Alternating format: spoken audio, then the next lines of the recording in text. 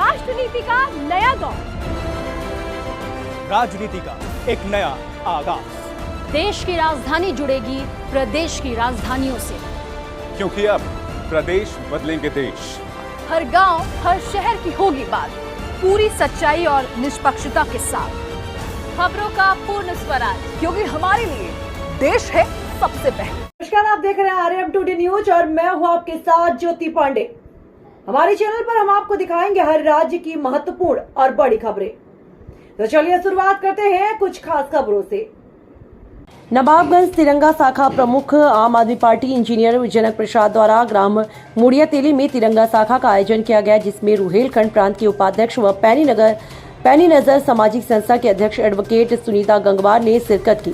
तिरंगा शाखा में ग्रामीणों को संविधान के बारे में बताया गया। संविधान का एक देश के लिए एक क्या महत्व होता है, यह समझाया गया। एडवोकेट सुनीता गंगवार ने कहा कि संविधान एक देश को चलाने के लिए, देश की व्यवस्था कराने के लिए एक व्यवस्था है। एक संविधान ही ऐसा होता है जो हमें हमारे अधिकार दिलाता है।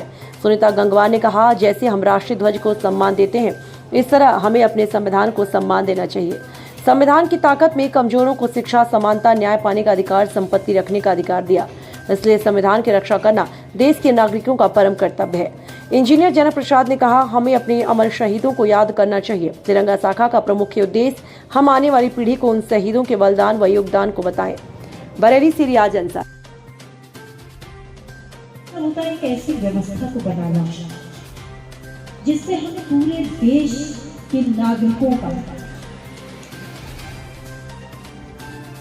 एक उचित विकास कर सकें, एक हम पूरे देश में एक उचित स्तर प्रदान कर सकें। जो हमारे देश में असमानताएं होती हैं, विभिन्नताओं के रहते भी असमानताएं हो जाती हैं, उस असमानताओं को हम कम से कम कर सकें। जैसे शिक्षा है, संविधान हमें शिक्षा का अधिकार देता है। बाबा साहेब अम्बेडकर ने जो संविधान रचा भारत के लिए, उस संविधान के बल पर ही मैं आज आपके सामने खड़ी हूँ। ये मेरा भी गांव है, मेरी ससुराल है। मैं इतनी शिक्षा जो प्राप्त कर पाई हूँ, किस बल पर? इस संविधान ने मुझे ताकत दी, समानता का अधिकार दिया कि सबको शिक्षा पाने का समान अधिकार है। नहीं तो मनुस्मृति के काल में जो होता था, सभी को शिक्षा पाने का अधिकार नहीं होता था। केवल समाज का एक उच्च वर्ग कहा जाने वाला केवल वही शिक्षा प्राप्त कर सकता था। उसके नीचे का समाज शिक्षा नहीं प्राप्त कर सकता। वो एक गुलाम की जिंदगी जी रहा था। जब ये संविधान आया हमारे देश में, तब हमें उस गुलामी से आजादी मिली। आज मैं आपके सामने उच्च शिक्षित रूप में खड़ी हूं, तो इस संविधान की ताकत से खड़ी। और मैं चाहती हूं कि मैंने जैसा प्राप्त किया अपनी कोशिशों से, संविधान की ताकत से, ऐसे ही हमारे ये बच्चे जो बैठे हैं, कल मैं नहीं होंगी, लेकिन ये बच्चे होंगे, ये बड़े होंगे। कल देश की जिम्मेदारी बच्चों के कंधों पर होगी। ये मुझसे भी ज्यादा आगे बढ़े, मुझसे भी ज्यादा शिक्षित हो, तो ये ताकत हमें कहां से मिलेगी?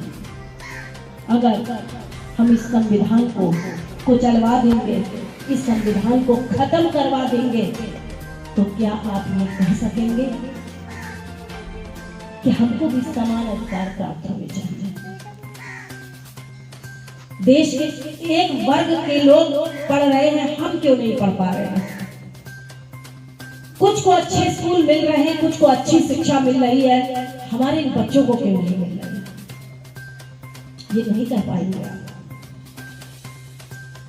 समाज में या देश में अगर राजनीति होती है, तो उसमें यह होता है कि अपनी सत्ता कायम करने के लिए दूसरे को दबाया जाना जरूरी है। तो इसी के लिए संविधान नाम की ढाल बनाई जाती है। उसी ढाल के आधार पर हम अपने अधिकारों की लड़ाई लड़ सकते हैं। अगर हमने ये ढाल खत्म कर दी, तो हम सिर्फ गुलाम और गुलाम होंगे। तो इसलिए हमको संविधान का मतलब भी समझना चाहिए और उसका महत्व भी समझना चाहिए और हमें अपने आने वाली पीढ़ी को उसका महत्व समझाना चाहिए। हमारे चैनल की खबरों को सबसे पहले देखने के लिए चैनल को सब्सक्राइब करना, खबरों को शेयर करना और लाइक करना बिल्कुल ना भूलें।